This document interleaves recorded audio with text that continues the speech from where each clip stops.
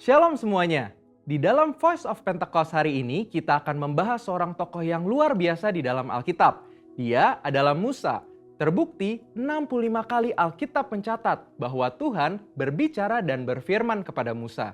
Dan tidak ada nabi lain di dalam Alkitab yang sama seperti Musa. Nah, bukankah sebagai seorang percaya kita rindu untuk terus intim dan dapat bercakap-cakap dengan Tuhan? Karena itu, mari kita sama-sama mempelajari beberapa kualitas dari seorang nabi yang sangat menginspirasi dari zaman ke zaman secara singkat. Yang pertama, Musa memilih hidup dalam kebenaran. Dalam Ibrani 11 ayat 24-26 dijelaskan, karena iman, maka Musa setelah dewasa menolak disebut anak putri Firaun. Karena ia lebih suka menderita sengsara dengan umat Allah daripada untuk sementara menikmati kesenangan dari dosa. Ia menganggap penghinaan karena Kristus sebagai kekayaan yang lebih besar daripada semua harta Mesir. Sebab pandangannya ia arahkan kepada upah. Yang kedua, Musa rela diproses Tuhan. Setelah Musa melarikan diri dari tanah Mesir, ia hidup dengan sangat berbeda di tanah Midian sebagai pendatang. Selain itu, Musa juga mengalami perjumpaan pribadi dengan Tuhan dan mengenal Allah secara pribadi. Pengalaman-pengalaman ini adalah proses yang Musa jalankan untuk mempersiapkan dirinya menjadi pemimpin atas umat pilihan Tuhan. Musa meresponi perintah Tuhan untuk membawa dan mengajar bangsa Israel hidup dalam destiny yang sudah Tuhan tetapkan, yaitu menjadi bangsa yang sulung, yang akan beribadah kepada Tuhan dan yang akan melahirkan juru selamat. Musa sadar bahwa kehidupan dan apapun yang ia miliki adalah untuk menghidupi panggilannya. Yang ketiga, Musa taat penuh kepada Tuhan. Ketaatan adalah suatu ciri khas kepemimpinan dan gaya hidup dari Musa. Saat ia menerima perintah atau firman dari Tuhan, ia akan sampaikan kepada banyak orang. Dan setelah itu, ia pastikan agar perintah itu dilakukan dengan baik. Dalam berbagai kesempatan, Musa hanya mau mengambil tindakan jika memang Tuhan perintahkan demikian. Ini adalah suatu sikap penundukan diri yang luar biasa kepada Tuhan. Musa selalu menempatkan Tuhan sebagai pemimpin utama atas bangsa Israel, dan ia sebagai hambanya. Yang keempat, Musa selalu ingin adanya penyertaan Tuhan. Ketika bangsa Israel melakukan penyembahan kepada patung lembu emas, Tuhan memutuskan bahwa ia tidak akan berjalan bersama bangsa Israel ke tanah perjanjian, tetapi malaikat yang akan menuntun mereka. Apa reaksi Musa? Dia menolak untuk dituntun oleh malaikat, tetapi hanya mau dituntun oleh Tuhan. Musa bahkan menolak untuk disuruh berangkat dari padang gurun Sinai ke tanah perjanjian jika bukan Tuhan sendiri yang memimpin dia dan bangsa Israel. Musa menunjukkan bahwa bagi dia, penyertaan Tuhan adalah segala-galanya. Yang kelima, Musa mengejar hadirat Tuhan sekalipun ada resiko. Musa pernah meminta untuk melihat Tuhan di dalam kemuliaannya. Pada zaman itu, permintaan ini sangat beresiko, karena siapapun yang melihat Tuhan beresiko mati, karena karya salib Kristus belum terjadi. Pendeta Tommy Tenney dalam buku God Chaser menuliskan bahwa jika kita ingin benar-benar melihat Tuhan, kita harus siap mati. Mati atas keinginan duniawi, mati atas hasrat dosa, dan hidup bagi Kristus. Yang keenam, Musa bersyafaat bagi bangsanya. Salah satu tindakan Musa ketika Tuhan begitu marah kepada bangsa Israel yang melakukan dosa adalah dia bersyafaat bagi bangsa Israel. Bersyafaat artinya berdiri di hadapan Allah, memohonkan doa secara sungguh-sungguh bagi orang-orang tertentu. Tindakan syafaat Musa akhirnya membuat Tuhan mengubah keputusannya. Kita sebagai umat percaya perlu bersyafaat bagi bangsa kita. Yang ketujuh, Musa memiliki hati yang lembut. Bilangan 12 ayat 3 menuliskan bahwa Musa memiliki hati yang sangat lembut. Sekalipun waktu itu Miriam dan Harun mengatai Musa, tetapi dia memilih diam. Sehingga tidaklah mengherankan jika Tuhan begitu membelanya. Dan pembelaan yang sama Tuhan pasti berikan kepada setiap kita yang mau memiliki hati yang lembut. Yang kedelapan, Musa mengimpartasi apa yang dia terima dari Tuhan. Musa meneruskan apa yang ia terima dari Tuhan kepada orang-orang yang ada di bawahnya. Musa mengajari Yosua semua hal yang telah ia terima dari Tuhan, termasuk mengimpartasikan kepenuhan roh. untuk mempersiapkan Yosua menjadi penerusnya. Jadi, kita sudah mendengar kualitas Musa yang patut kita contoh. Kita percaya saat kita melakukan apa yang Musa lakukan, maka kita pun akan menerima berkat yang sama. Saudara, untuk penjelasan lebih lengkapnya dari tim teologi kami, jangan lupa buka link yang ada di atas atau scan QR Code yang tersedia. Tuhan Yesus memberkati. Shalom saudara, kurang semangat ini. Sekali lagi ya, harus semangat karena kita adalah umat-umat pilihan Allah. Amin. Shalom. Nah itu baru umat lebih dari pemenang. Tepuk tangan dong, beri kemuliaan bagi nama Tuhan. Iya.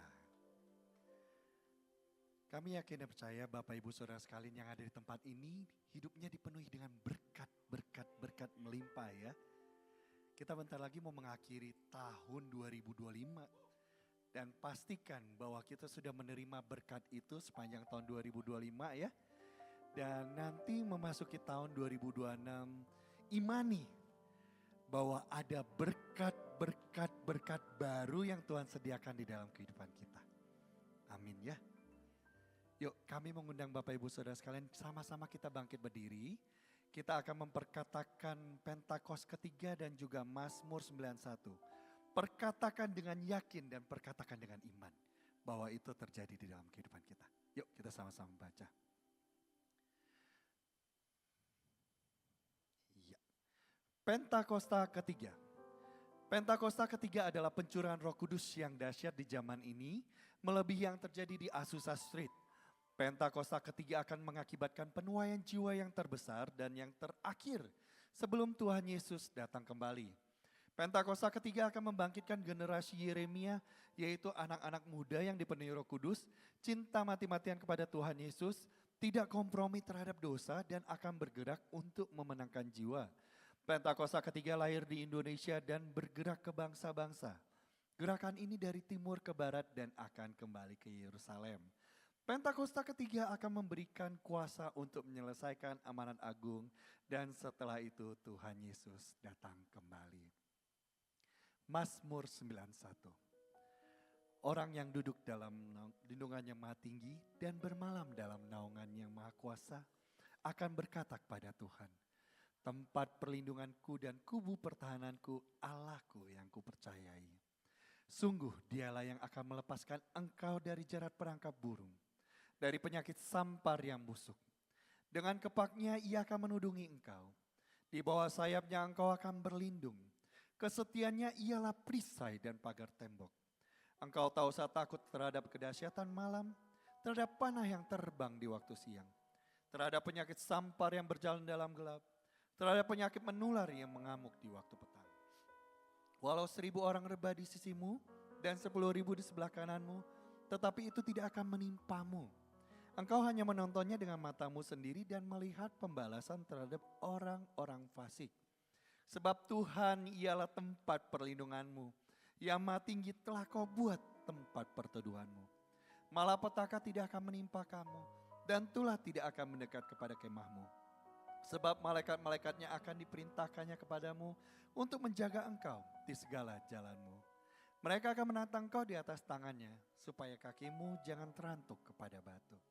Singa dan ular tedung akan kau langkahi. Kau akan menginjak anak singa dan ular naga. Sungguh hatinya melekat kepadaku, maka aku akan meluputkannya. Aku akan membentenginya sebab ia mengenal namaku. Bila ia bersuruh padaku, aku akan menjawab. Aku akan menyertai dia dalam kesesakan. Aku akan meluputkannya dan memuliakannya. Dengan panjang umur akan kukenyangkan dia, dan akan kuperlihatkan kepadanya keselamatan daripadaku. Bapa, terima kasih. Terima kasih Aba Bapa. Kami imani bahwa hidup kami adalah hidup yang dipenuhi dengan kemenangan gilang gemilang. Dan bahwa Engkau selalu beserta dengan kami di sepanjang hidup kami. Allah Roh Kudus, kami mengundang Engkau masuklah ke dalam hati dan pikiran kami, jamah kami lebih lagi. Biar kiranya setiap kami yang datang ke tempat ini saat ini Bapa, Mereka yang datang dengan beban berat, sakit, penyakit, kesusahan itu, mereka boleh kembali dalam keadaan menang. Di dalam nama Tuhan Yesus. Sehingga orang di luar sana melihat kami didapati berbeda. Sebab ada roh Tuhan, ada Tuhan di dalam kehidupan kami. Terima kasih Bapa. Di dalam nama Tuhan Yesus kami berdoa dan mengucap syukur. Mari kita yang cinta Yesus katakan, amin. Tuhan Yesus memberkati. Mari sama-sama berikan tepuk tangan buat Tuhan kita yang besar. Tuhan kita yang dahsyat, katakan haleluya. Haleluya. Kau Allah yang dahsyat Tuhan Yesus. Oh, kita mau sama-sama rayakan kebesaran Tuhan, amin. Haleluya. Sebab Tuhan yang besar ada di tempat ini. Tuhan yang dahsyat ada di tempat ini. Terima kasih Tuhan.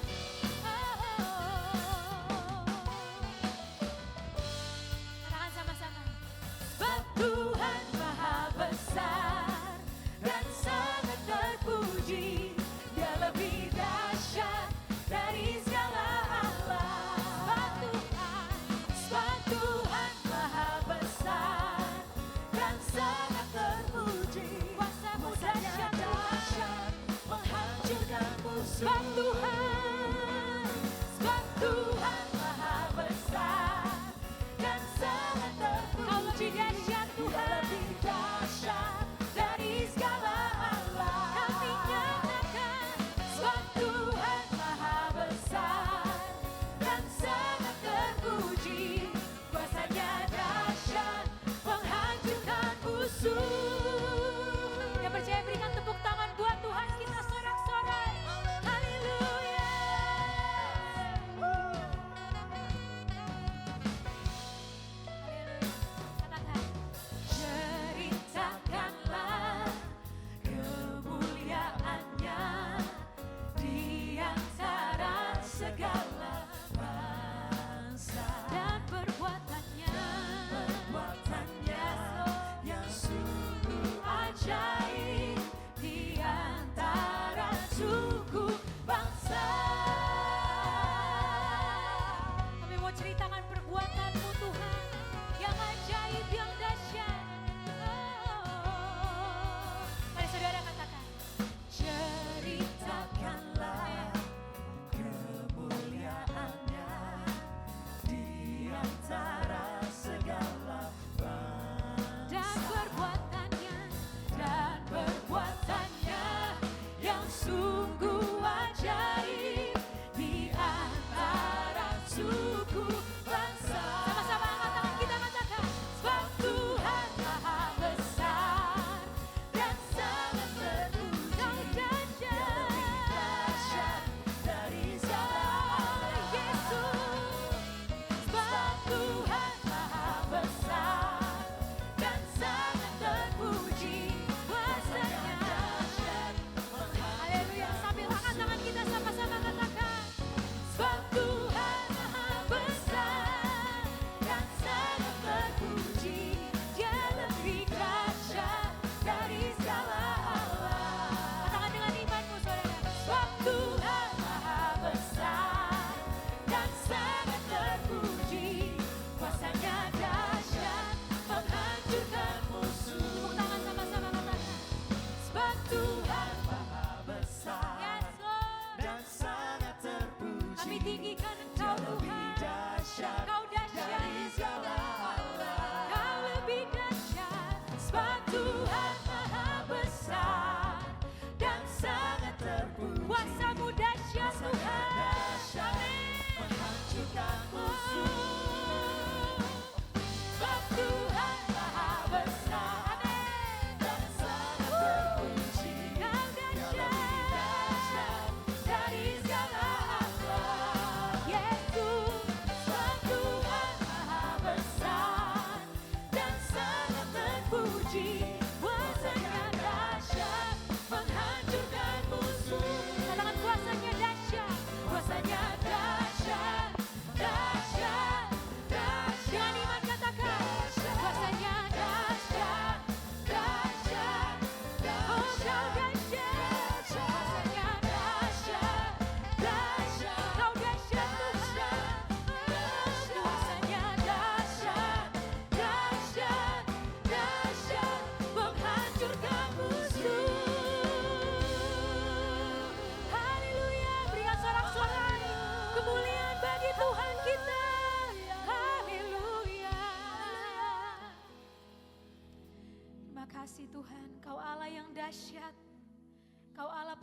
langit dan bumi.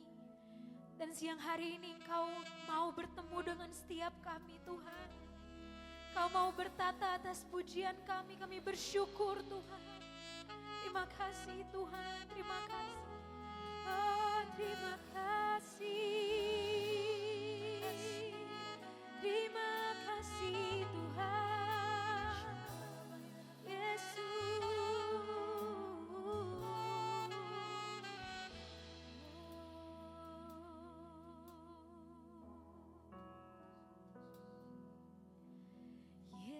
Yesus, kami puja, kami sembah. Ya Tuhan, berdiri di tengah kami. Kau ada di tempat ini, ditinggikan dan dipuji. Yesus, Yesus, kami puja, kami sembah sebagai Raja, berdiri di tengah kami, ditinggikan dan dipuji. Mari jemaat katakan.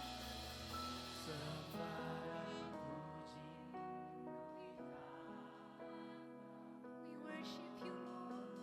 Sembah dan puji, penuhi tahta. Oh, kami sembah, sembah dan puji, penuhi tahta. Yesus Tuhan ada. Sekali lagi nyatakan, sembah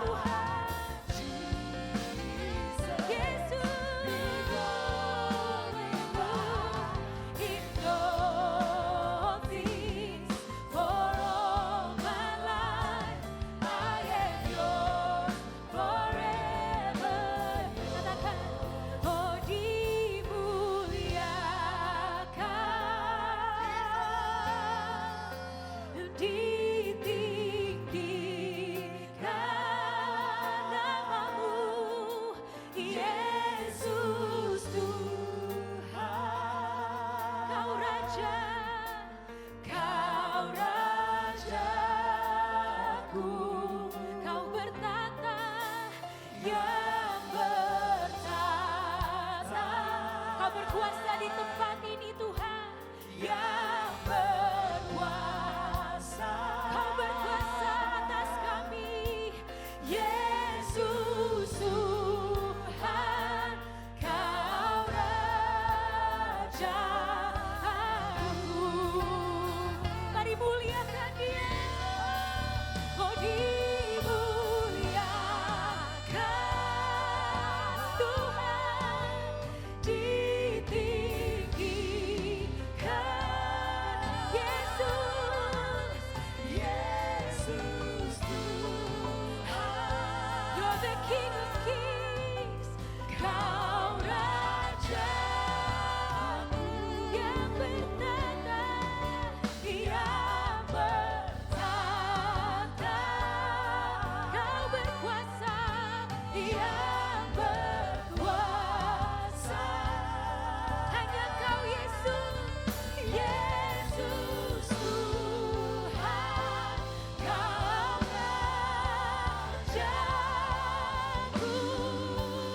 Kami muliakan Kau, dimuliakan. Kau layak ditinggikan. Yesus, Yesus Tuhan. Kau Rajaku yang bertata, yang berkuasa. Yesus Tuhan, Kau Rajaku. Yesus Tuhan, Yesus Tuhan, Kau Rajaku.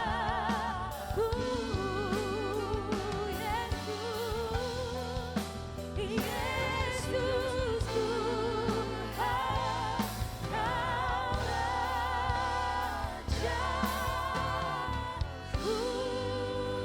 Mari berikan kemuliaan Yesus Tuhan.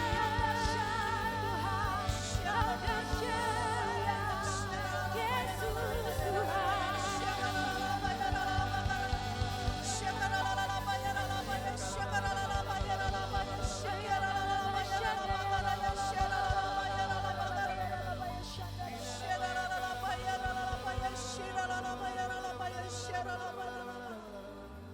Engkau Tuhan, Engkau Raja dalam kehidupan kami. Engkau yang bertahta, Engkau yang memerintah dalam kehidupan setiap kami ya Tuhan Yesus. Kami bersyukur kami boleh melewati 10 bulan ya Tuhan di tahun 2025 ini. Kami tahu, kami melihat penyertaan-Mu itu sempurna dalam kehidupan setiap kami Tuhan. Baik keadaan kami baik ataupun tidak baik, kami tahu Engkau tetap Allah yang baik bagi setiap kami. Terima kasih Bapa, terima kasih kami bersyukur ya Tuhan. Buat hari-hari kehidupan kami. Karena kami tahu Tuhan bersama dengan Engkau Tuhan. Kami cakap menanggung segala perkara dalam kehidupan kami. Bersama dengan Engkau Tuhan kami cakap Tuhan untuk menyelesaikan semua tugas-tugas yang Kau berikan dalam kehidupan kami Tuhan. Kami percaya setiap pekerjaan kami apapun yang kami lakukan. Engkau yang buat menjadi berhasil dan beruntung ya Tuhan.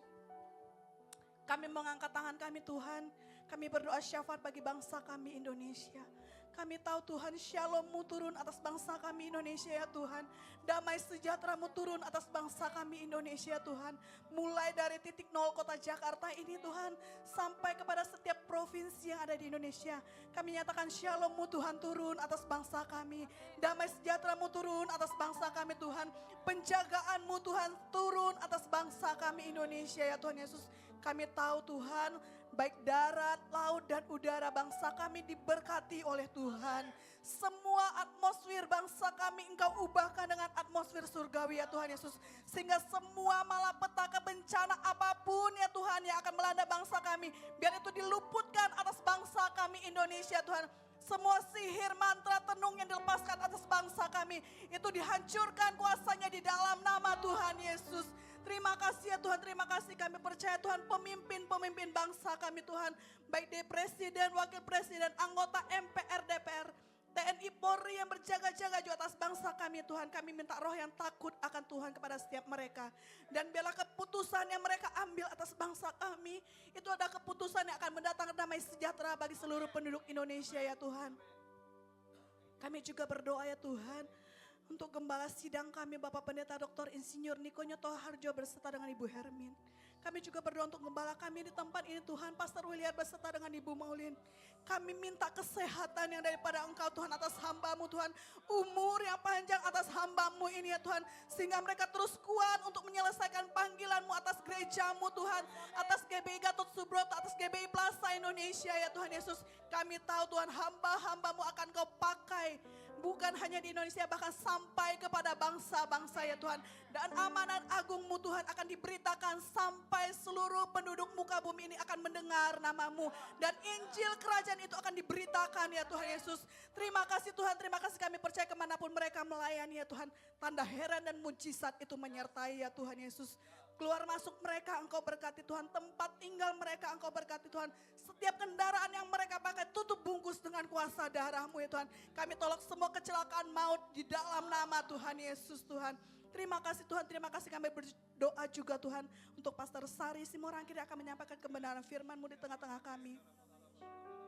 Kami minta Tuhan hikmat marifat-Mu, pewahyuan yang baru turun atas hamba-Mu Tuhan. Sehingga setiap firman yang dikeluarkan itu firman yang akan terus memerdekakan setiap kami. Itu akan firman yang akan mengubahkan setiap kami. Pengurapan-Mu turun atas hamba-Mu Tuhan. Setiap kami yang mendengar juga Tuhan, Engkau buat setiap kami Tuhan menjadi tanah yang subur untuk Kau tabur kebenaran firman-Mu. Dan firman-Mu itu akan terus bertumbuh dan berbuah bagi kemuliaan nama-Mu Tuhan. Terima kasih Tuhan, terima kasih, kami serahkan waktu ini ke dalam tangan-Mu. Hanya di dalam nama Tuhan Yesus kami berdoa dan mengucap syukur. Sama-sama kita katakan amin. Amin. Sekali lagi angkat tangan kita sama-sama katakan. Nyanyi dan bersoraklah bagi Dia. Pujian, hormat, kuasa bagi Raja.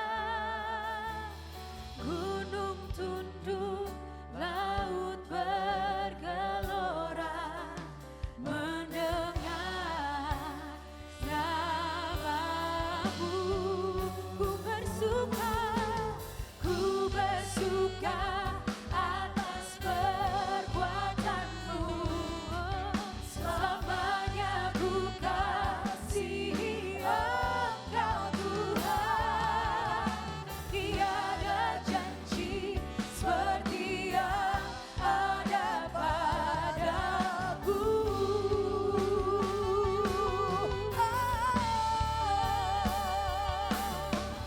Nyanyi dan bersoraklah bagi Dia.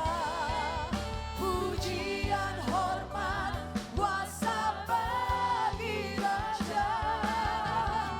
Gunung tunduk, laut bergelora, mendengar nama. Kami bersuka Tuhan, ku bersuka atas perbuatan-Mu. Selamanya ku kasihi Engkau Tuhan. Tiada janji seperti yang ada. Tiada janji, oh tiada janji seperti yang ada padamu. Oh tiada janji seperti yang ada padamu.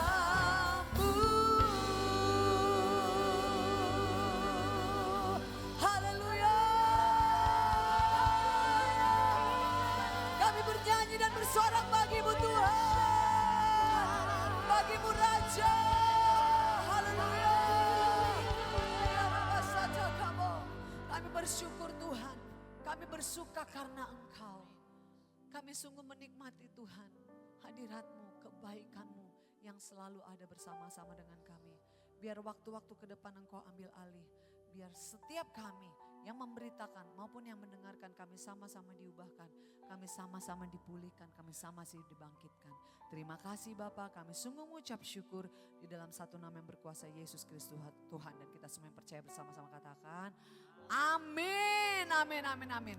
Terima kasih untuk semua tim PW yang sudah gitu ya. Haleluya. Shalom Bapak Ibu Saudara. Apa kabar? Oh baik dan luar biasa, haleluya. Hari ini judul sharing saya adalah hidup untuk berbuah.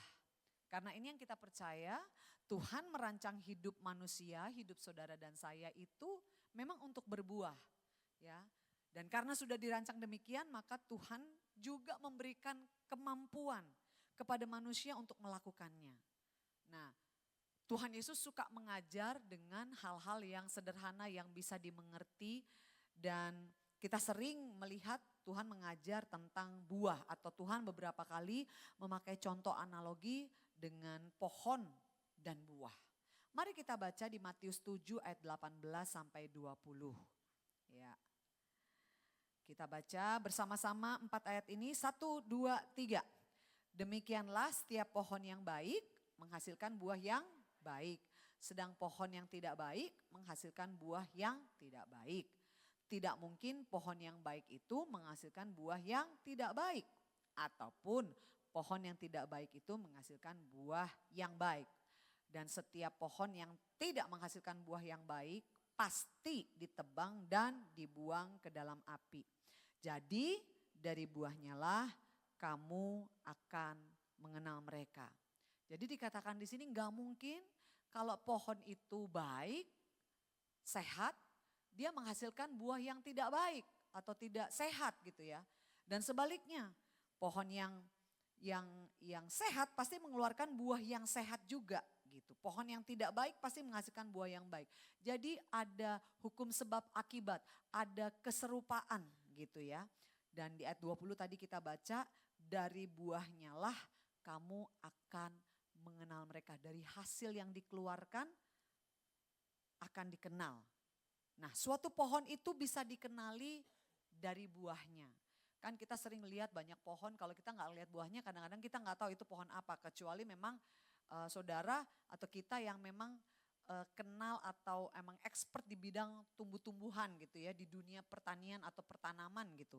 Jadi mungkin bisa melihat. Tapi untuk orang awam, kita kalau ngelihat pohon ya nggak bisa nebak ini pohon apa kalau kita nggak ngelihat buahnya. Jadi suatu pohon bisa dikenali dari buahnya. Satu kali saya sedang pergi pelayanan di luar kota, di daerah yang masuk pedalaman. Kita lagi naik mobil sama-sama ke tempat KKR.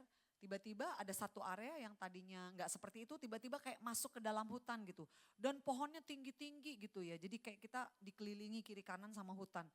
Rada nggak enak juga gitu karena kayak serem gitu ya kayak di dalam hutan gitu. Saya bilang, Pak, Bu, ini pohon apa sih? Kok banyak di kiri kanan dari tadi nggak ada, sekarang ada. Oh iya Bu, itu pohon cempedak katanya. Lihat deh buahnya. Buahnya kayak bergelombang begitu, bentuknya kayak apa? Ada gelombangnya gitu. Ih, nangka bukan itu Bu gitu. Kok kayak nangka? Oh iya, emang cempedak kayak nangka tapi bentuknya beda. Lebih halus juga, lebih nggak tajam juga katanya gitu. Oh berarti benar itu pohon cempedak, memang bentuknya lain. Jadi dari buahnya kita tahu persis itu nama, ini pohon-pohonnya adalah pohon cempedak. Dari wujud buahnya kita bisa kenali pohonnya. Kita berpindah dulu sebentar, kita akan baca Kejadian 1 ayat 26 sampai ke 28. Saya bacakan dalam terjemahan sederhana Indonesia.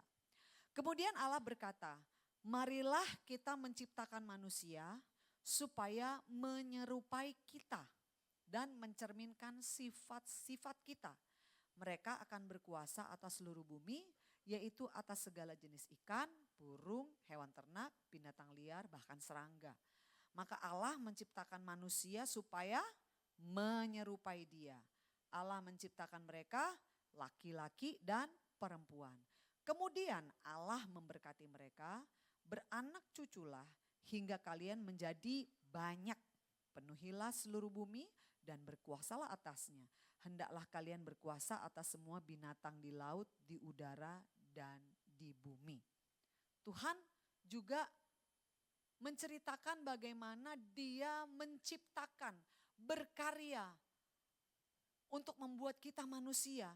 Tapi tujuannya bukan cuma sekedar dibuat, saudara dan saya bukan sekedar untuk diciptakan. Iseng tiba-tiba Tuhan punya ide gitu. Bikin manusia Enggak seperti itu Bapak Ibu. Dari semula Allah sudah mempunyai tujuan bahwa marilah kita menciptakan manusia supaya menyerupai kita. Supaya ada gambar kita, supaya ada keserupaan antara manusia yang kita ciptakan dengan kita. Itu Allah berkata seperti itu. Dan mereka pun akan berkuasa atas seluruh bumi. Semua yang makhluk dikuasai oleh manusia. Dan Tuhan menciptakan kita Bapak Ibu. Jadi ada tujuannya, ada keserupaannya. Diciptakan laki-laki dan perempuan. Hanya ada 2 ya Bapak Ibu. Boleh dilihat sebelah kiri kanannya itu laki perempuannya jelas ya. Gitu. Laki-laki dan perempuan. Ya, karena hanya dengan laki-laki dan perempuan secara alami bisa beranak cucu, bisa berkembang biak. Kalau laki sama laki nggak bisa, perempuan sama perempuan nggak bisa. Kecuali pakai bayi tabung yang perempuan atau kecuali mengadopsi anak. Tapi secara lahiriah berkembang biak, beranak cuculah hanya bisa dilakukan oleh laki-laki dan perempuan. Nah, dalam ayat yang barusan kita baca, Tuhan memberkati dan memberikan perintah untuk manusia untuk beranak cucu atau dalam bahasa Inggrisnya berbuah, be fruitful. Dari semua rencana Tuhan menciptakan kita manusia adalah supaya kita serupa, segambar, selaras atau dalam bahasa aslinya dikatakan imago Dei. Lewat keserupaan dengan Allah ini, saudara dan saya diberi kuasa oleh Tuhan untuk menaklukkan bumi. Jadi keserupaan kita dengan Tuhan itu membawa kita, membawa saudara dan saya sanggup untuk menaklukkan bumi. Amin. Karena ada gambarnya Kristus, maka kita bisa menaklukkan bumi. Karena ada sifat-sifatnya Kristus, sifat-sifat Allah, maka kita bisa menaklukkan bumi. Amin. Ya, jadi harus jelas pengertian kita, gambaran kita tentang bagaimana purpose, tujuan Tuhan menciptakan kita. Nah, keserupaan Tuhan, keserupaan kita dengan Tuhan itu adalah benih Bapak Ibu. Benih yang sangat luar biasa ada di dalam hidupmu dan hidupku. Ya, jadi Tuhan memberikan gambarnya kepada kita supaya kita bisa mencerminkan sifatnya dan supaya kita bisa menaklukkan bumi. Artinya kita harus berbuah. Nah, kenapa? Karena tanda dari sebuah kehidupan adalah pertumbuhan. Dan hasil dari sebuah pertumbuhan yaitu buah. Ya. Jadi enggak cuma sekedar bertumbuh tapi berbuah.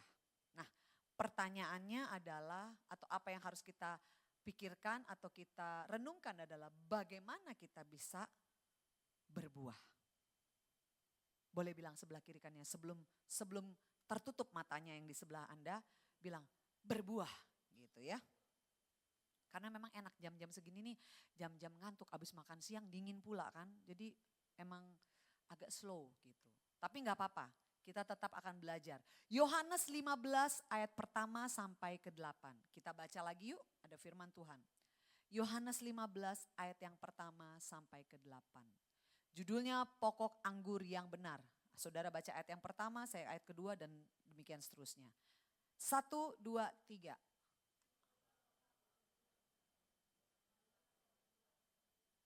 Setiap ranting padaku yang tidak berbuah dipotongnya dan setiap ranting yang berbuah dibersihkannya supaya ia lebih banyak berbuah.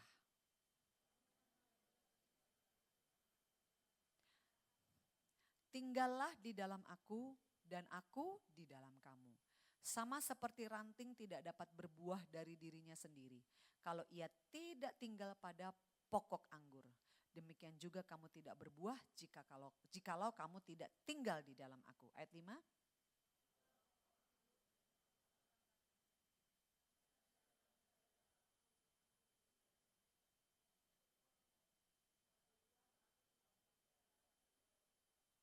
Barang siapa tidak tinggal di dalam aku, ia dibuang keluar seperti ranting dan menjadi kering. Kemudian dikumpulkan orang dan dicampakkan ke dalam api lalu dibakar. Jikalau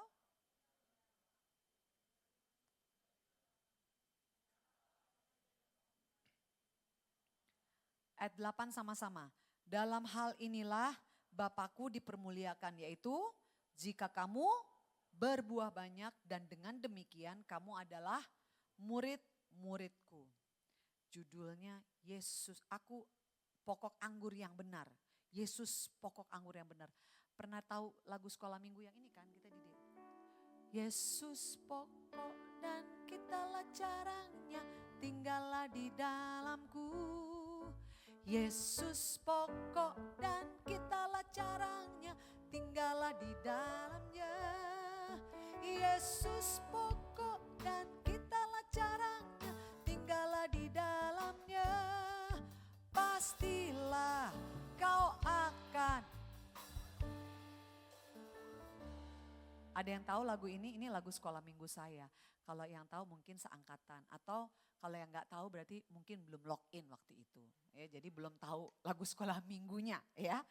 Nah, pengajaran tentang pokok anggur ini diberikan Yesus kepada murid-muridnya itu kalau saudara baca di Yohanes 15 ini sebenarnya mendekati masa-masa di mana Yesus sudah mau disalibkan. Jadi ini adalah saat-saat di mana saat-saat terakhir di mana Yesus bertemu dengan murid-muridnya sebelum dia ditangkap. Jadi kalau saya bisa membayangkan bahwa waktu Tuhan mengajar atau menceritakan tentang pokok anggur yang benar, ini adalah seperti sebuah pesan, seperti sebuah wasiat atau perkataan-perkataan yang ingin ditinggalkan atau diberikan kepada murid-muridnya sebelum Yesus mati. Ya, dan Yesus mengajar ini pakai pohon anggur Bapak Ibu, karena memang pohon anggur itu kalau dulu di bangsa Israel itu sangat lazim digunakan. Di mana-mana ada anggur, di mana-mana ada anggur, di pesta ada anggur, di ibadah ada anggur. Ada banyak sekali upacara-upacara keagamaan pakai anggur gitu. Jadi supaya relate Tuhan ngajar pakai anggur, perumpamaan pokok anggur. Supaya murid-muridnya ngerti. Nah hari ini kita mau belajar juga bersama-sama supaya kita ngerti, supaya nyampe maksudnya Tuhan. Apa yang Tuhan kehendaki dalam hidup saudara dan saya, yaitu berbuah. Amin. Ya. Dari bacaan tadi kita ayat 1 sampai 8 kita lihat ada 3 unsur pribadi yang begitu jelas dicatat. Yang pertama adalah Yesus sebagai pokok anggur. Betul ya? Karena Yesus bilang akulah pokok anggur yang benar gitu ya. Terus di selanjutnya dikatakan adalah Bapa sebagai pengusaha atau pemilik kebun pohon anggur gitu ya. Dan yang ketiga dikatakan itu apa? Manusia, kamu adalah ranting-rantingnya. Di mana ranting-ranting itu adalah tempat menghasilkan buah. Berarti gambaran dari cerita ini Bapak Ibu bukan cuma sekedar cerita tentang pohon. Tapi merupakan gambaran antara hubungan kita dengan Tuhan. Kehidupan kita bersama dengan Tuhan. Gambaran dasar iman orang Kristen yang menghasilkan keserupaan tadi itu. Ingat ya tadi Kejadian 1 ayat 26 sampai 27 bahwa Tuhan menciptakan kita supaya kita sama dengan Dia, segambar dengan Dia. Nah, kalau Tuhan ngomong sesuatu yang penting dalam hal ini, Dia ulang-ulang. Dia ada beberapa perkataan yang Dia ulang-ulang dalam perikop ini Bapak Ibu. Saya yakin sesuatu yang berulang, sesuatu yang selalu diingatkan atau ditekankan berarti itu sesuatu yang penting, benar gak? Sesuatu yang memang harus dilakukan, perlu untuk disampaikan, perlu untuk didengar. Saya ingat waktu papa saya sakit, dia cuma sakit kira-kira nggak sampai 2 bulan, 1,5 bulan lah dia sakit. Dari ketahuan sakitnya sampai meninggal itu nggak sampai 2 bulan. Nah tapi di masa-masa itu saya berkali-kali mendengar ayah saya tuh selalu ngomong, aduh papa seneng kalau semua pokoknya keluarga saling mengasihi, ya pokoknya sampai kapanpun harus saling mengasihi. Lalu dia bilang kita nih harus jadi pelaku firman.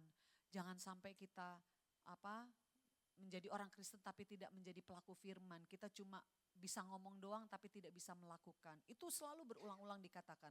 Lalu yang terakhir dia katakan bahwa kita harus tetap setia melayani Tuhan. Setia ya Kak melayani Tuhan. Kamu harus jadi pelayan Tuhan yang benar. Pelayan Tuhan yang menjadi berkat gitu. Dia ngomong juga untuk adik saya seperti itu. Melayani Tuhan itu sesuatu kehormatan, bukan suatu beban atau bukan sesuatu yang dipaksakan, tetapi merupakan suatu kesukaan dan kehormatan kita bisa melayani Tuhan. Itu selalu dia katakan. Dan saya tahu kalau itu dia katakan berulang-ulang itu berarti sesuatu penting, sesuatu yang diharapkan untuk terjadi. Benar gak? Ya kan ya. Sama seperti Tuhan Yesus bilang di perikop ini ada beberapa kata-kata yang diulang. Artinya supaya saudara dan saya benar-benar paham, benar-benar melakukan, benar-benar nyampe. Kalau anak selatan bilang arrive. Benar, ada nggak anak-anak selatan di sini ya? Kalau ngomong tuh biar nyampe gitu, arrive banget gitu bro. Gitu. Nah Tuhan nih ngomong berulang kali. Soalnya cenderung kita manusia diomongin sekali lupa. Makanya berulang kali. Nah kita mau baca yuk di perikop ini yang berulang itu apa sih yang Tuhan selalu katakan lebih daripada sekali. Perikop ini diawali dengan pernyataan Tuhan yang pertama. Akulah pokok anggur yang benar. Akulah pokok anggur. Tuhan menunjukkan siapa dirinya terhadap kita. Akulah pokok anggur yang benar. Tuhan ulang lagi di ayat yang kelima. Saya percaya bahwa ketika Tuhan mengulangi itu artinya supaya saudara dan saya sungguh-sungguh percaya, sungguh-sungguh mengerti, tidak gagal paham bahwa Dia adalah sumber kita, bahwa Dia adalah penyedia kita. Dari Dia semuanya kita bisa mendapatkan apapun yang kita perlukan, hanya dari Tuhan. Dia pokok, Dia penyokong, Dia tempat kita bergantung hidup. Segala sumber yang kita perlukan ada di dalam Dia. Diulang-ulang supaya saudara dan saya betul-betul bergantung hanya kepada Tuhan. Bukan dengan kekuatan sendiri, bukan dengan uang atau semua apapun yang bisa kita miliki, kita capai, kita raih. Tetapi mengandalkan Tuhan. Karena Dia pokok. Di pokok itu menyebarkan makanannya semua sampai bagian-bagian lain bisa hidup. Dia adalah pokok. Mazmur 36 ayat yang ke-10 berkata demikian. Sebab padamu ada sumber hayat, sumber hidup. Di dalam terangmu kami melihat terang. Bayangkan saudara, di dalam kegelapan Dia menjadi terang kita. Tidak selama-lamanya kita tersesat, tidak selama-lamanya kita bingung, kita goyah dalam kegelapan. Tuhan menjadi terang kita. Bahkan kehidupan kita dijamin oleh Dia. Itu artinya pokok anggur. Dia penjamin hidup kita. Amin. Kalau yang gak percaya di sebelahmu kayaknya kurang percaya. Bilang Tuhan yang jamin hidupmu. Ya, haleluya. Dide, abangku. In Christ alone I place my trust and find my glory in the power of the cross.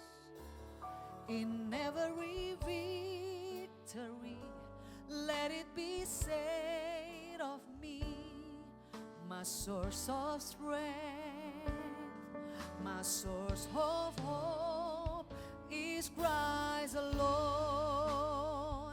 I place my trust and find my glory in the power of the cross.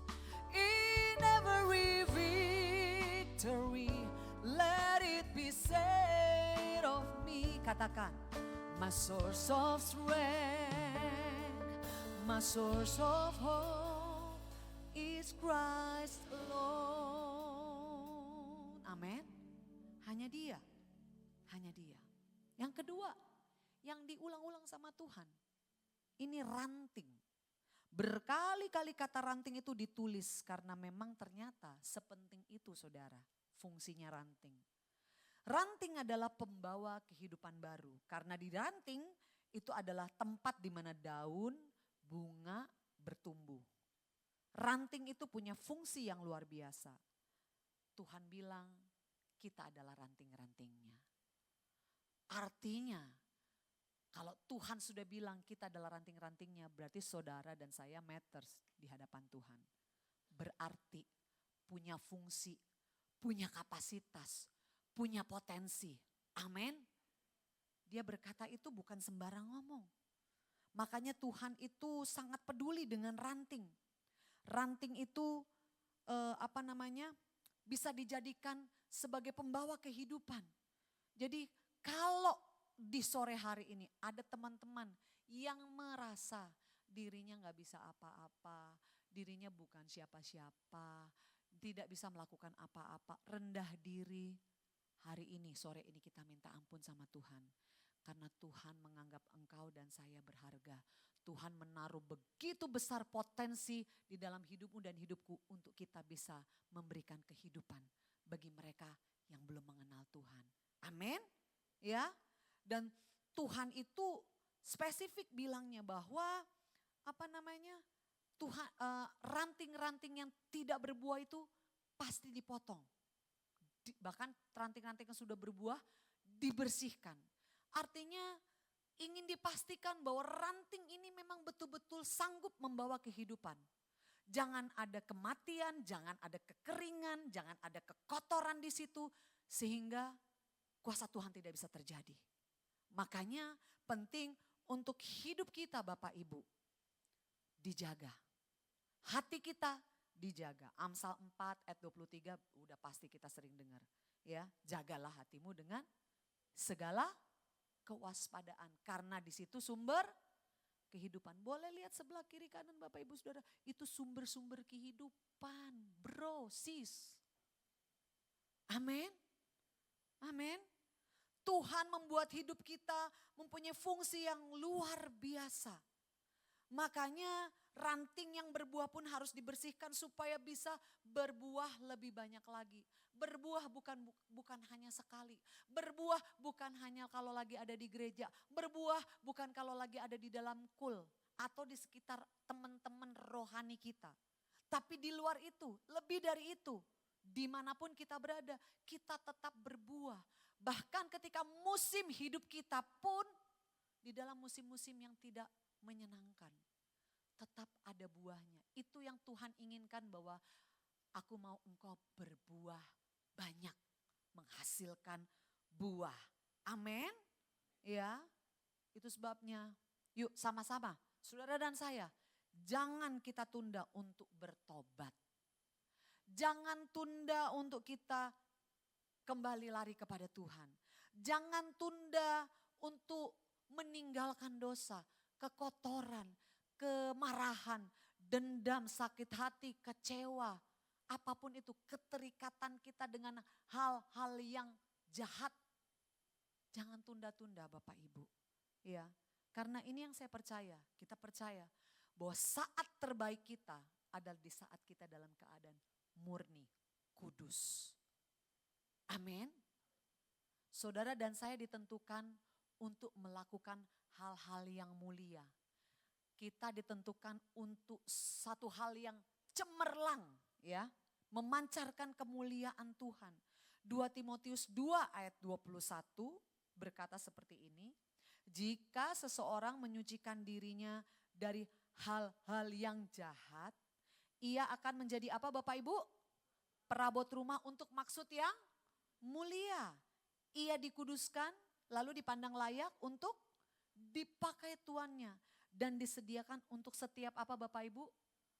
Pekerjaan baik. Bilang sebelah kiri kanannya. Kita ditentukan untuk pekerjaan baik. Haleluya. Amin. Jadi jangan kecewa Bapak Ibu. Kalaupun hari ini engkau masih melewati masa-masa pemurnian. Pergesekan. Sadarilah bahwa semua ketika engkau dibersihkan, ketika engkau dipotong, itu bukan bermaksud untuk membunuh kita, untuk menghancurkan kita. Tapi justru akan membuat kita memperoleh hidup, bahkan hidup yang berbuah. Amin. Berapa banyak yang mau hidupnya berbuah? Amin. Ya. Dan saya percaya menuju kesempurnaan itu harus melewati proses setiap hari. Jadi jangan marah ya Bapak Ibu kalau lagi melewati proses dibersihkan, dimurnikan oleh Tuhan. Amin. Yang jelas kalau kita pergi ya kalau ini buat berlaku pada yang perempuan ya kebanyakan.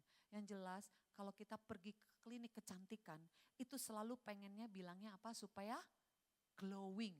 Bener gak? Supaya bersih, nggak ada flek-flek hitam, ya kan? Kulitnya segar, itu semua dibersihin. Pokoknya datang pasti harus disabunin mukanya, bener nggak? Yang pernah pergi facial ya, nggak mungkin datang-datang langsung dikasihin obat dan lain sebagainya. Dibersihin dulu pasti, supaya apa? Obatnya bisa masuk, supaya apa? Treatmentnya bisa berhasil. Karena ketika bersih, maka kesembuhan terjadi. Ketika kita kudus, maka ada pemulihan terjadi. Amin Bapak Ibu. Itu sebabnya jangan tunda yang tadi saya katakan. Kita harus terus mau dibersihkan, dimurnikan. Tadi dikatakan di yang pertama, bacaan kita yang pertama bahwa memang firman itu yang membersihkan kita, menguduskan kita. Itu sebabnya kita juga harus tinggal di dalam firman Tuhan. Sehingga firman Tuhan itu bisa mengarahkan kita. Kita udah mulai melenceng, dibetulin lagi. Udah mulai keluar jalur, digeret lagi, didorong lagi, dimasukkan kembali ke dalam jalur yang benar. Itulah Tuhan kita, pekerjaannya dahsyat dan luar biasa. Amin. Itu sebabnya, mari yuk mau kita dibersihkan, mau kita dipotong, mau kita menyucikan diri. Supaya apa? Ranting-rantingnya sehat. Supaya apa? Saudara tubuh rohaninya, tubuh jiwa dan rohnya menjadi sehat. Amin. Pernah dengar kan kalau orang yang itu tadi saya dengar ada Pastor Sari Pitaloka bilang bahwa detox, dibersihkan. Dunia aja berlomba-lomba mau detox. Masa kita anak Tuhan kita gak mau dibersihkan? Benar gak? Kita mau harus selalu dibersihkan supaya kita dalam keadaan yang siap untuk dipakai oleh Tuhan. Amin. Yang ketiga yang diulang-ulang lagi sama Tuhan di perikop ini. Yaitu tentang buah. Tuhan konsen juga dengan buah. Tuhan tidak mau hidup kita hanya sekedar hidup. Tapi hidup itu harus menghasilkan buah. Amin.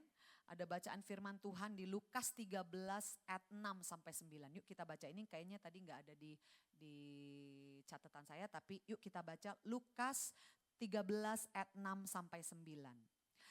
Lalu Yesus menceritakan perumpamaan ini. Ada seseorang yang mempunyai sebatang pohon ara di kebun anggurnya. Dia sudah beberapa kali datang untuk mencari buah pada pohon itu, tapi gak ada. Maka dia berkata kepada tukang kebunnya, lihat udah 3 tahun saya mencari buah pada pohon ara ini, tetapi belum pernah ada. Karena itu tebang pohon ini daripada merusak kesuburan tanah. Tidak ada gunanya pohon ini tumbuh di kebun saya. Tetapi tukang kebun itu menjawab, Tuhan biarkanlah pohon ini tumbuh 1 tahun lagi. Saya akan menggali tanah di sekelilingnya dan menaburkan pupuk kandang. Mudah-mudahan ya tahun depan pohon ini berbuah. Kalau tidak kita tebang saja. Pohon ara ini pemiliknya menanam pohon ara, memelihara pohon ara ini dengan tujuan apa? Pengen nikmatin buahnya. Bukan cuma nanam sekedar tanam. Sama halnya Tuhan menciptakan saudara, ada tujuannya, ada kehendaknya, bukan cuma sekedar menciptakan. Nah pemilik kebun ini ingin merasakan buahnya, tapi dia udah tunggu-tunggu 3 tahun. Ini sudah dikasih pupuk, dirawat, disiramin, dibersihkan, enggak tumbuh-tumbuh, enggak berbuah-berbuah saudara. Akhirnya marahlah si pemilik kebun anggur ini. Enggak ada gunanya. Dia ada di kebun saya. Lebih baik dia ditebang, dibuang saja. Se-ekstrim ini sang pemilik kebun mengatakan bahwa dia ingin membuang semua yang tidak berguna.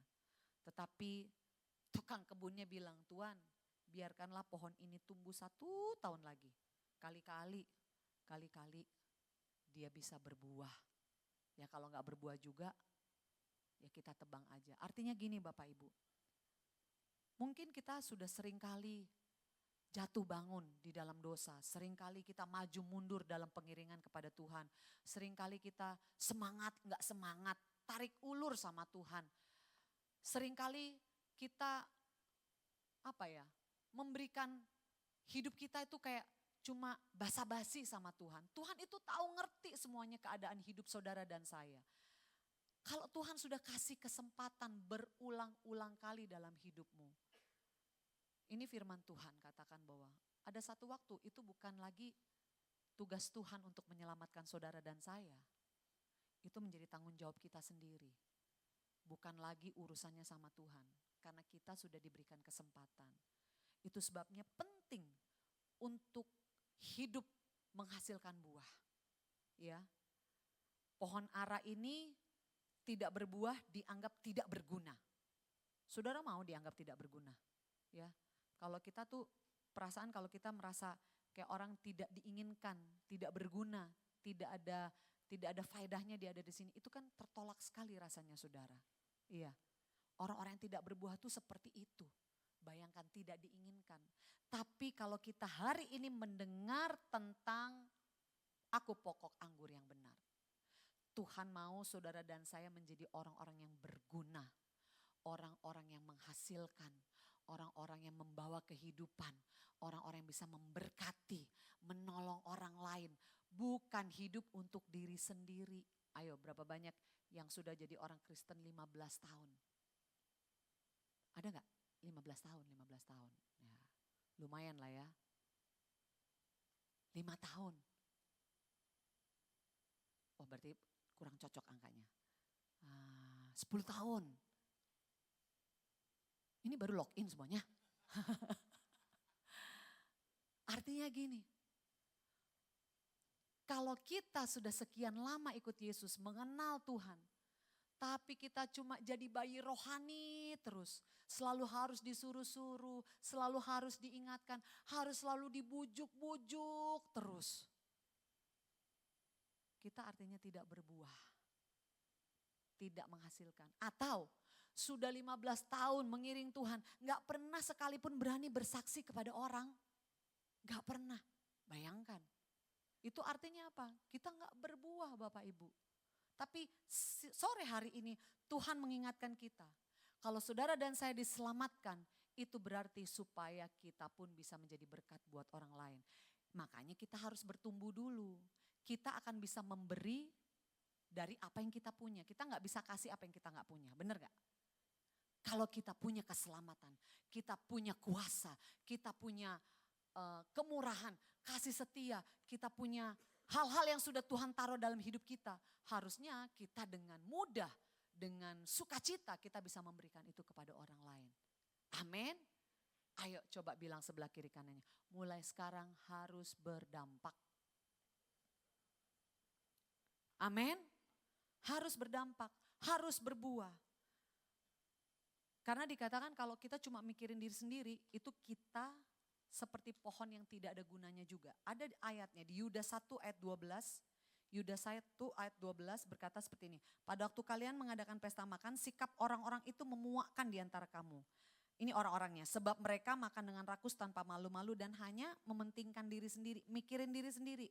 Mereka tuh seperti awan yang ditiup oleh angin tapi tidak menurunkan hujan. Gak ada gunanya, awan harusnya bisa bawa hujan tapi dia gak bisa menurunkan hujan. Mereka juga seperti pohon yang tidak menghasilkan buah walaupun musim buah-buahan. Pohon-pohon yang telah dicabut akarnya dan sudah mati sama sekali. Digambarkan orang yang tidak berbuah itu seperti pohon yang mati, yang sudah dicabut akarnya, gak bisa akan mungkin tumbuh lagi. Bayangkan saudara mau dianggap seperti itu. Padahal Tuhan purpose-nya luar biasa. Menjadikan saudara dan saya ranting pembawa kehidupan. Buahnya ini loh, buahnya ini harus bisa dirasakan. Amin. Bagaimana kita bisa berbuah? Penting untuk saudara dan saya memberikan hidup untuk dipimpin oleh Roh Kristus. Roh Kristus itu adalah Roh Kudus. Bilang sebelah kiri kanannya kayaknya kurang mudeng dia saudara. Roh Kristus itu adalah Roh Kudus. Roh Kudus itu sama dengan Roh Kristus gitu. Bilang sama sebelahnya supaya dia mudeng, supaya dia arrive. Ya, arrive. Nyampe gitu ya. Iya. Karena kalau kita tidak memberikan diri kita, Tuhan itu gak suka maksa soalnya. kita harus memberikan diri kita, menyerahkan diri kita kepada Dia untuk dipimpin oleh Dia. Sehingga buah roh itu atau hidup kita bisa menghasilkan. Amin. Galatia 5 ayat 22 dikatakan buah roh itu kasih, sukacita, damai sejahtera, kesabaran, kemurahan, kebaikan, kesetiaan, kelemah lembutan, dan penguasaan diri. Jadi bukan karena ada 9 ya buahnya, enggak saudara. Satu buah roh menghasilkan begitu banyak sifat-sifat Kristus di dalam saudara dan saya. Amin. Ya. Kita menjadi pribadi yang penuh kasih, sukacita, damai sejahtera, sabar, murah hati, baik, setia, lemah lembut, dan menguasai diri. Kalau dalam terjemahan sederhana Indonesia itu saya lebih suka lagi. Dia katakan bahwa kalau kita hidup, membiarkan hidup kita dipimpin oleh Roh Kudus, hal itu pasti tampak. Jadi kalau belum nampak berarti artinya saudara belum berbuah. Setuju ya? Karena buah itu harus bisa dilihat, bisa dirasakan. Betul? Pohon dikenali dari buahnya. Harus keluar dulu buahnya. Jadi harus tampak lewat cara hidup kita yang saling mengasihi, bersukacita, damai, sabar dalam kesusahan, murah hati, gak pelit, suka menolong sesama, memperhatikan, mendengar, menepati janji, gak suka bohong, gak suka telat, lemah lembut, dan bisa menguasai diri. Hukum Taurat pun tidak menentang hal itu. Saya percaya buah roh adalah hasil atau keputusan, hasil dari keputusan kita untuk mengikuti tuntunan Roh Kudus.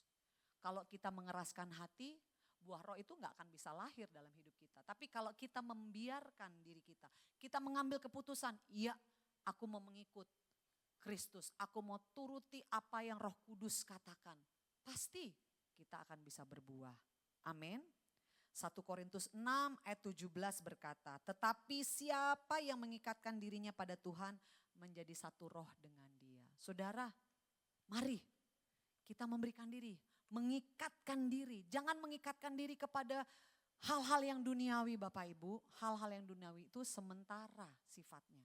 Kalau kita sudah check out dari dunia ini, enggak akan ada yang bisa dibawa satupun. Tapi hal-hal yang ini nih, buah-buah ini nih, ini akan mengerjakan sebuah karakter Kristus. Bahkan ini akan membawa kita pada saat kita check out. Ketika kita hidup menghasilkan buah-buah ini, kita check out, kita dapat hidup yang kekal. Benar gak? Amin. Jadi mari yuk kita mengikatkan diri kepada Tuhan. Menjadi satu roh dengan Dia. Kita menyerahkan diri kepada penguasa kita yang artinya kita bersatu di dalam roh bersama-sama dengan Dia. Paham ya? Masih ada yang bingung kira-kira? Jadi buah itu bisa ada kalau kita memberikan diri, menyerahkan diri kepada tuntunan Roh Kudus. Kalau kita nggak mau, Tuhan sekali lagi saya katakan Tuhan tidak pernah mau memaksa. Kita diberikan kehendak bebas. Saudara dan saya yang harus memilih. Choose, mau ikut Roh Kudus atau ikut daging. Itu aja. Semua akan membuahkan hasil. Amin. Jadi tadi yang pertama yang sering diulang-ulang apa? Aku pokok anggur yang benar. Dia sumber kita. Yang kedua tadi apa? Hah? Jangan malu, jangan shy-shy cat dong. Hah? Kita yang kedua apa? Ranting. Ya. Saudara dan saya ranting. Saudara dan saya penting, saudara dan saya berfungsi, punya fungsi yang luar biasa. Dan yang ketiga tadi berbuah. Setiap kali Tuhan ingatkan untuk berbuah, hidupmu harus menjadi dampak buat orang-orang sekitarmu. Kenapa? Karena buah menjadi tanda adanya kehidupan. Ya, kalau saudara belum berbuah berarti saudara tidak bertumbuh dengan benar. Bahkan jangan-jangan saudara dalam masa-masa kematian, bukan mati jasmani, tapi rohani, jiwa Anda, perasaan Anda sudah tumpul, nggak punya kepekaan, nggak punya sensitivitas lagi, nggak punya rasa kerinduan kepada Tuhan, tumpul saudara. Kenapa harus berbuah? Karena buah menjadi sebuah identitas, dikenal lewat buahnya. Kita membawa gambar Kristus, buah kita menunjukkan siapa yang ada di dalam kita. Amin, amin. Ya, 1 Yohanes 2 ayat 6 dikatakan begini. Barang siapa, ini firman Allah yang hidup ya, dalam terjemahan firman Allah yang hidup. Barang siapa mengatakan bahwa ia orang Kristen, ia harus hidup seperti Kristus. Wow. Ini sih ajlep-ajlep sih kalau buat aku ya gitu. Karena apa? Berani taruh kita agama kita di KTP Kristen tapi kelakuan kita enggak seperti Kristus. Artinya kita sedang menipu diri sendiri. Artinya kita sedang berdusta. Artinya kita sedang mengingkari kasih setia Tuhan dalam hidup kita. Amin. Ya. Barang siapa mengatakan bahwa ia ada di dalam dia, ia wajib hidup sama dengan Kristus hidup. Saya tahu ini enggak mudah Bapak Ibu. Itu sebabnya tadi saya katakan bahwa kita minta tuntunan Roh Kudus. Tuhan memberikan seorang pribadi yang bisa menolong saudara dan saya dalam kelemahan, dalam keterbatasan, keterpurukan, kekecewaan, kesedihan. Dia mengirimkan seorang penolong yaitu Roh Kudus. Setiap kali kita jatuh, setiap kali kita kecewa, setiap kali kita melakukan apa yang tidak berkenan di hadapan Tuhan, pasti ada Roh Kudus yang bilang sama kita, kamu gak benar. Benar gak? Benar gak? Benar ya, pasti ada rasa yang gak enak. Itu Roh Kudus bicara kepada saudara. Makanya mesti memberi diri, sering latih untuk kita mendengar apa yang Roh Kudus katakan. Karena kalau kita gak memberi diri, kita gak latih, lama-lama yang tadi saya bilang tumpul kita. Kita gak akan bisa berbuah, kita gak akan bisa hidup. Kenapa penting untuk berbuah? Karena dengan berbuah, tadi di Yohanes 15 ayat ke-8 dikatakan, kenapa penting berbuah? Karena dengan itu kita mempermuliakan Bapa di surga, Sang pemilik hidup kita. Buah itu juga menggambarkan sebuah kualitas kehidupan Bapak Ibu. Ketika hidup saudara dan saya mempunyai kualitas atau karakter seperti Kristus, artinya saudara dan saya akan berbeda dengan dunia ini. Benar gak? Akan berbeda. Akan menarik perhatian, akan menjadi perhatian. Kenapa dia bisa seperti ini? Kenapa dia sanggup melakukan itu? Kenapa dia bisa Tuhan promosikan sedemikian rupa? Ada sebuah perbedaan antara orang benar dan orang yang tidak percaya. Itu dikatakan dalam firman Tuhan.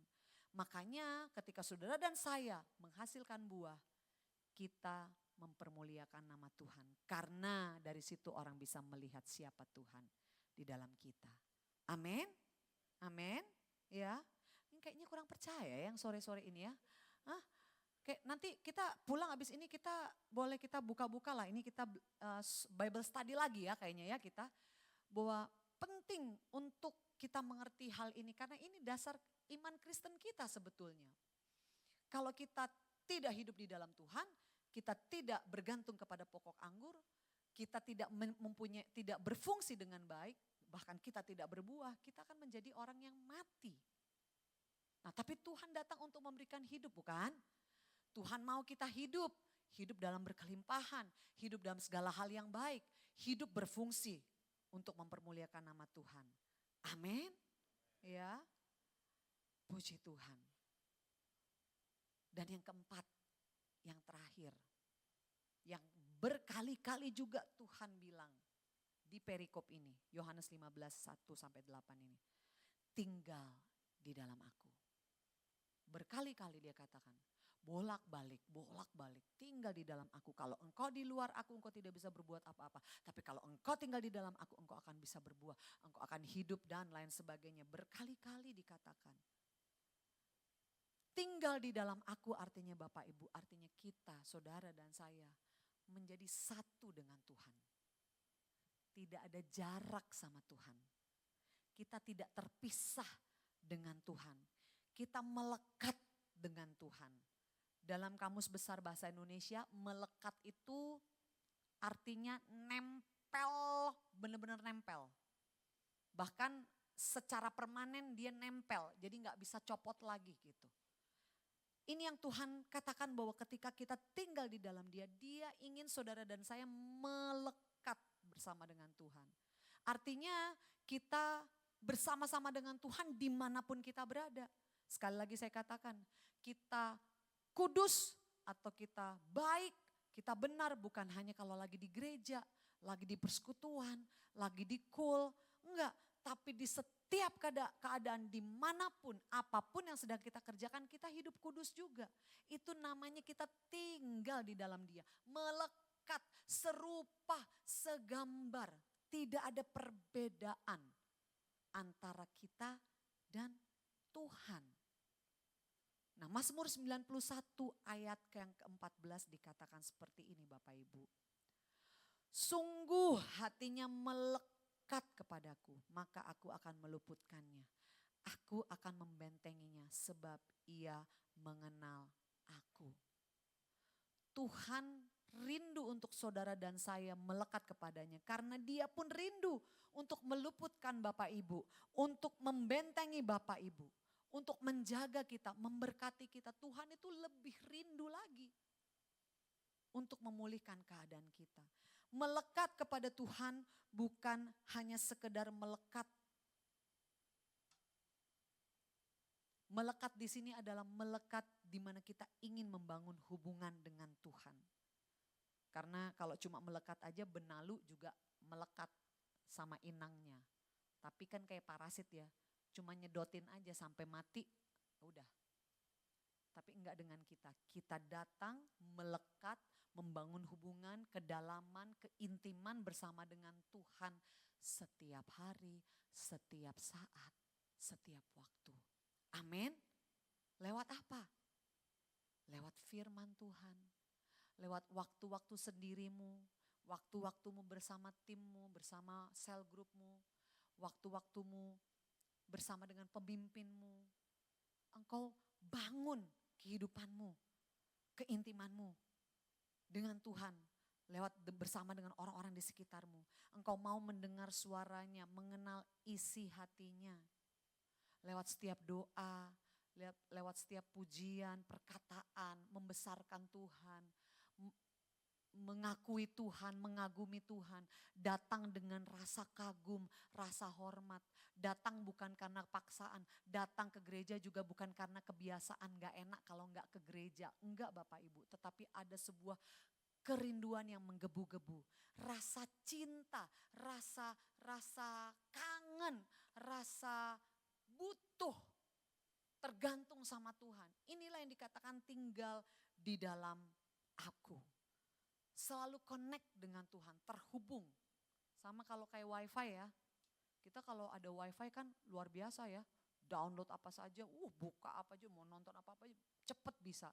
Tapi ketika kita mati tuh wifi-nya, langsung kita gak bisa ngapa-ngapain. Sebenarnya sama juga analoginya dengan kehidupan kita. Tanpa Tuhan dikatakan tadi, kamu tidak sanggup berbuat apa-apa. Hanya tinggal di dalam aku maka engkau sanggup melakukan, bahkan engkau meminta doamu akan dijawab. Tuhan bilang seperti itu. Tapi apa? Tinggal di dalam aku. Terhubung dengan aku. Melekat dengan aku. Enggak orang-orang yang melekat yang diinginkan Tuhan ini bukan orang-orang yang suam-suam kuku. Sebentar semangat, besok enggak. Besok mau, lusanya enggak. Sebentar kelihatan berapi-api, kuat gitu ya. Kayaknya bener-bener luar biasa banget deh. Nengking-nengking sini, sana sini. Besoknya, mengasihani diri sendiri. Ini berarti artinya dia tidak terhubung dengan Tuhan. Karena angot-angotan Bapak Ibu. Tapi ketika kalau kita tinggal di dalam Dia, kita menjadi orang-orang yang terus disempurnakan. Kita akan terus dimurnikan oleh Tuhan. Dan kesempatan demi kesempatan kita bisa melihat kemuliaan Tuhan terjadi dalam kehidupan kita. Amin. Dimanapun kita berada, apapun yang sedang kita kerjakan tetap terhubung dengan Tuhan. Di kantor bisa doa enggak? Bisa, cuma malas aja ya kadang-kadang gitu. Ya kan, di rumah, di jalan, di mobil bisa doa atau bisa nyanyi enggak? Bisa, daripada kita ngoceh-ngoceh ngomel-ngomelin orang-orang yang lewat motor-motor yang ada di kiri kanan mobil kita, ya enggak sih? Terhubung, jangan biarkan apapun yang ada di luar itu mengganggu manusia batiniahmu untuk tetap terhubung dengan Tuhan. Amin. Ketika kita tinggal di dalam Tuhan, ini luar biasanya Bapak Ibu. Maka Tuhan pasti memberikan isi hatinya, rencananya, rahasia-rahasianya, kuasa dan urapannya sehingga kita menjadi murid Kristus. Tadi kan Tuhan bilang, Bapa dipermuliakan dan dengan demikian engkau disebut sebagai murid-muridku. Dan ketika kita menghidupi ajarannya, melakukan perintahnya, dengan demikian kita bisa memenuhi amanat agung Tuhan. Tujuan Tuhan, yaitu Matius 28 ayat 19 sampai 20. Saya undang teman-teman Praise and Worship bisa naik ke depan. Karena itu pergilah dan ajarlah orang-orang dari setiap suku bangsa supaya mereka menjadi muridku. Baptislah mereka sebagai orang yang mengikut aku, Bapakku dan Roh Kudus. Dan ajarlah mereka untuk setia melakukan semua yang sudah aku ajarkan kepada kalian. Yakinlah bahwa aku akan selalu menyertai kamu bahkan sampai akhir zaman. Amin. Kalau engkau seorang murid, engkau akan disertai Tuhan. Engkau akan diurapi. Tidak ada satupun yang bisa menyakiti engkau. Itu firman Tuhan katakan. Tinggal di dalam aku. Mazmur 92 ayat yang terakhir, 92 ayat 13 sampai 16. Orang benar akan bertunas seperti pohon korma, akan tumbuh subur seperti pohon aras di Libanon. Mereka yang ditanam di bait Tuhan, di hadirat Tuhan, tinggal di dalam Tuhan, akan bertunas di pelataran Allah kita. Pada masa tua pun mereka masih tetap berbuah, menjadi gemuk dan segar untuk memberitakan bahwa Tuhan itu benar, bahwa ia gunung batuku dan tidak ada kecurangan di dalamnya. Hidup kita berbuah, hidup kita akan mengalami yang namanya perjumpaan dengan Tuhan, pembelaan Tuhan, intervensi dari Tuhan. Dan orang bisa melihat, benar ya, Yesus itu luar biasa. Dia gunung batu, dia sumber kehidupan, dia tidak pernah berdusta, dia selalu menepati janjinya. Amin. Tinggal di dalam aku. Berapa banyak yang mau tinggal di dalam Kristus? Ingat selalu, ingat aja, di luar Kristus kita tidak bisa berbuat apa-apa. Kalaupun engkau pikir engkau bisa, selalu ada batasnya. Tetapi ketika engkau bersama-sama dengan Kristus, engkau bahkan bisa melakukan perkara-perkara yang besar. Jauh melebihi apa yang bisa engkau doakan, engkau gumulkan, engkau minta, engkau pikirkan, engkau impikan. Tuhan sanggup melakukannya bagimu dan bagiku. Amin. Hidup berbuah mulai dari hari ini sampai Tuhan Yesus datang menjemput kita kali yang kedua. Haleluya. Mari kita nyanyikan. Kami mengucap syukur Tuhan untuk sore hari ini Tuhan. Terima kasih untuk firman-Mu yang begitu indah Tuhan. Bapak kami percaya Tuhan, kalau hidup kami semakin hari semakin melekat dekatmu Tuhan. Dan kami percaya Tuhan, hidup kami pasti berbuah Tuhan. Dan buah itu tetap untuk dinikmati banyak orang Tuhan. Terima kasih untuk firman-Mu Tuhan. Berkati Tuhan, hamba berdoa Engkau berkati Tuhan semua jemaat-Mu di tempat ini Tuhan. Kami berdoa Tuhan, biar sepanjang 1 minggu ke depan ini Tuhan, mereka akan mengalami terobosan demi terobosan dalam hidupnya Tuhan. Baik dalam terobosan finansial Tuhan, baik terobosan dalam sakit penyakit Tuhan, baik terobosan dalam setiap pekerjaan usaha bisnis mereka Tuhan. Kami berdoa di dalam nama Yesus Tuhan, biar sepanjang minggu ini Tuhan, ada sukacita Tuhan, ada damai sejahtera Tuhan, bahkan ada berkat-berkat melimpah mereka terima sepanjang 1 minggu ke depan ini Tuhan. Dan kami percaya Tuhan, hidup mereka menjadi pemenang, bahkan lebih dari seorang pemenang Tuhan. Terima kasih Tuhan, terima kasih Tuhan. Inilah kami Tuhan, terima kasih Tuhan. Kami telah selesai Tuhan, Kau berkati setiap kami Tuhan. Biar sepanjang hari ini kami mau pulang Tuhan ke rumah kami Tuhan. Mungkin kami masih ada kegiatan, biar sepanjang hari ini sampai malam nanti ini Tuhan. Damai sejahtera Tuhan menyertai kami. Sukacita Tuhan, bahkan kesehatan, kekuatan selalu ada dalam hidup kami Tuhan. Terima kasih Tuhan, terima kasih Engkau tutup bungkus kami dengan kuasa darah Yesus. Biar kami pulang ke rumah kami dalam keadaan aman dalam lindungan Tuhan. Terima kasih Tuhan, terima kasih. Inilah kami Tuhan, kami siap menerima berkat daripadamu. Mari saudara-saudari kasih Tuhan, angkatlah kedua tanganmu. Terimalah berkat anugerah yang berlimpah-limpah dari Allah Bapa. kasih yang sempurna dalam Yesus Kristus, persekutuan manis dengan Roh Kudus menyertai, menuntun, memberkati kita mulai hari ini sampai Maranatha. Tuhan Yesus datang kedua kalinya, bahkan sampai selama-lamanya. Yang sudah terima berkat di dalam nama Yesus katakan amin. Happy Sunday, Tuhan Yesus memberkati.